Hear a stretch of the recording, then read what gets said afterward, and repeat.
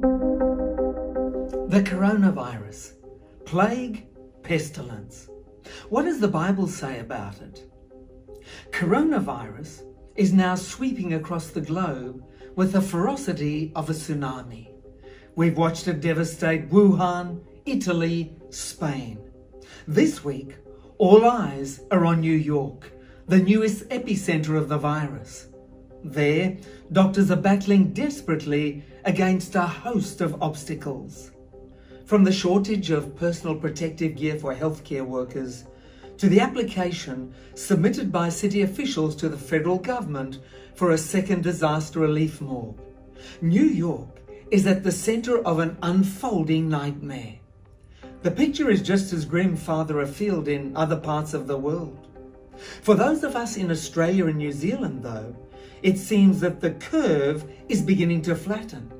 But we're still on the edge of our seats, wondering which way this crisis will turn. So, is this pandemic apocalyptic?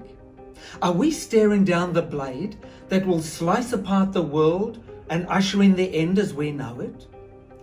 What does the Bible have to say about everything that is taking place around us? Well, Bible prophecy, in fact, does mention deadly viruses or pestilences. In Luke chapter 21, Jesus outlines the events that will take place just before the end of the world.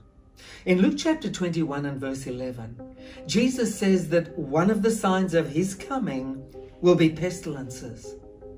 And there will be great earthquakes in various places, and famines and pestilences, and there will be fearful sights and great signs from heaven. The Greek definition for pestilence used here means plague or disease. So the Bible does mention that prior to Jesus' coming, there will be widespread natural disasters and diseases around the world. In Matthew chapter 24, which outlines the same sequence of events described in Luke 21, Jesus offers us further clarity regarding these signs. In Matthew chapter 24 and verses 7 and 8, he says, "For nation will rise against nation, and kingdom against kingdom, and in various places there will be famines, pestilences, and earthquakes. But all these things are merely the beginning of birth pangs." Jesus used labor and birth as an analogy for the sequence of events that leads up to his second coming and the end of the world. Pestilence, disease or virus, is one of a long list of signs that occur as part of this process. Any mother can tell you that labor can be a long and painful process. But the thing about labor is this: it usually begins with relatively mild contractions that build in frequency and intensity. The signs surrounding the end of the world will be similar.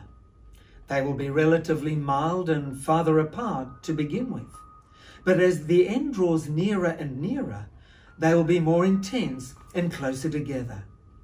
If you look at history, you'll notice that many of the signs Jesus mentions are actually becoming progressively more intense and closer together. And that's true of viruses.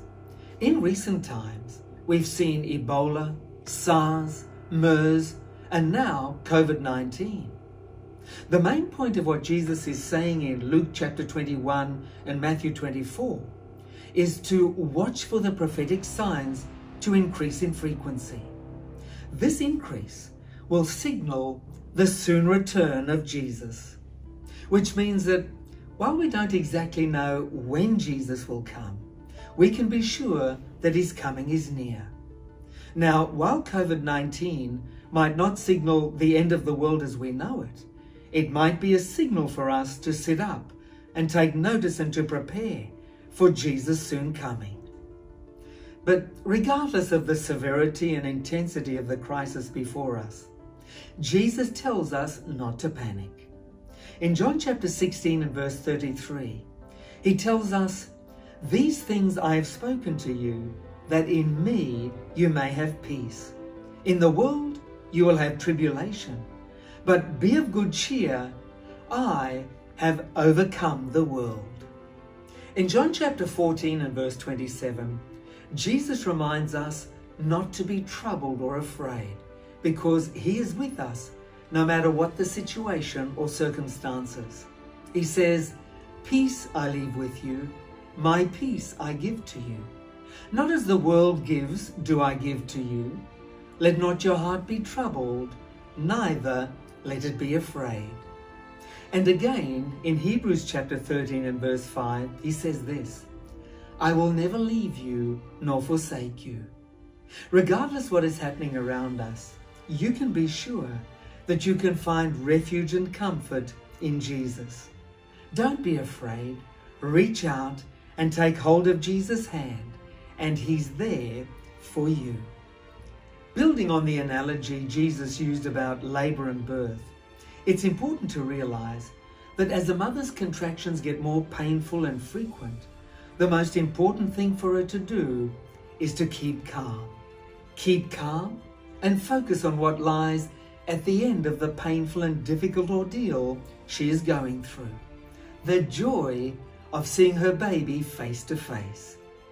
And as we face crises of increasing intensity and frequency, we should remember the same thing. Keep calm and look up. The joy of seeing Jesus face to face will far outweigh any ordeal we might have to face here and now. So hold on to Jesus and pray. Look to him for peace and trust that he will carry you through whatever lies ahead. If you would like to know what the future holds for you and your family and where the world is going, then I'd like to invite you to find the answers to your questions from a source you can trust, the Bible itself. And a very good place to start is one of our new online Bible courses on the Incredible Journey website, or feel free to phone us. Here's the information you need.